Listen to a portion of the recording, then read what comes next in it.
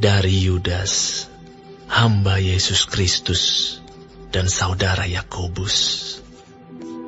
Kepada mereka yang terpanggil, yang dikasihi dalam Allah Bapa, dan yang dipelihara untuk Yesus Kristus. Rahmat, damai sejahtera, dan kasih kiranya melimpahi kamu.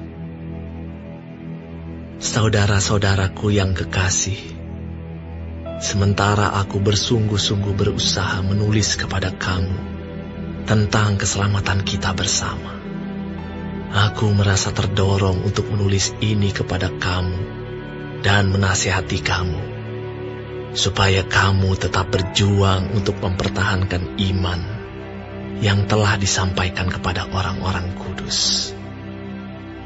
Sebab ternyata ada orang tertentu yang telah masuk menyelusup di tengah-tengah kamu, yaitu orang-orang yang telah lama ditentukan untuk dihukum. Mereka adalah orang-orang yang fasik, yang menyalahgunakan kasih karunia Allah kita untuk melampiaskan hawa nafsu mereka, dan yang menyangkal satu-satunya penguasa dan Tuhan kita, Yesus Kristus. Tetapi, sekalipun kamu telah mengetahui semuanya itu, dan tidak meragukannya lagi, aku ingin mengingatkan kamu bahwa memang Tuhan menyelamatkan umat-Nya dari tanah Mesir. Namun, sekali lagi membinasakan mereka yang tidak percaya.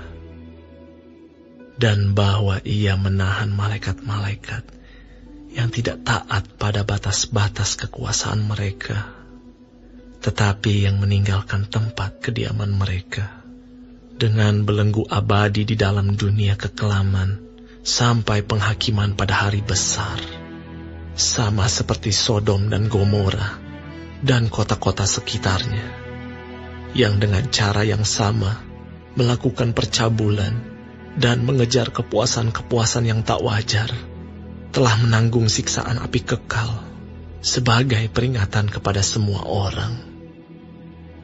Namun demikian, orang-orang yang bermimpi-mimpian ini juga mencemarkan tubuh mereka dan menghina kekuasaan Allah, serta menghujat semua yang mulia di sorga.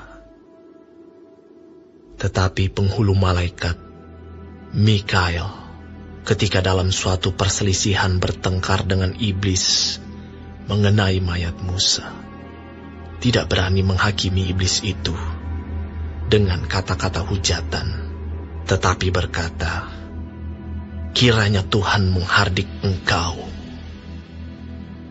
Akan tetapi, mereka menghujat segala sesuatu yang tidak mereka ketahui, dan justru apa yang mereka ketahui, dengan nalurinya seperti binatang yang tidak berakal, itulah yang mengakibatkan kebinasaan mereka.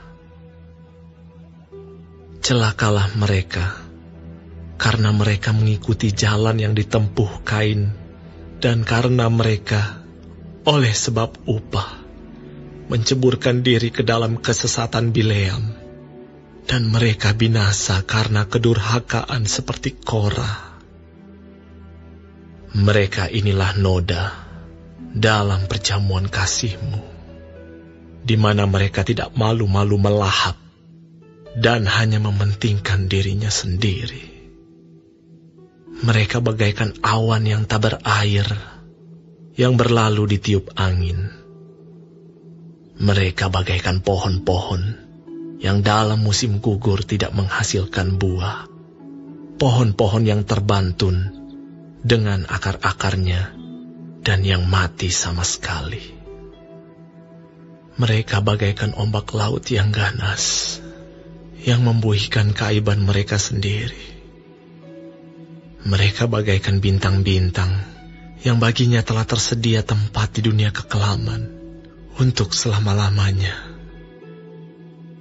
Juga tentang mereka, Henok, keturunan ketujuh dari Adam, telah bernubuat, katanya, "Sesungguhnya Tuhan datang dengan beribu-ribu orang kudus-Nya, hendak menghakimi semua orang dan menjatuhkan hukuman atas orang-orang fasik karena semua perbuatan fasik yang mereka lakukan dan karena semua kata-kata nista yang diucapkan orang-orang berdosa yang fasik itu terhadap Tuhan.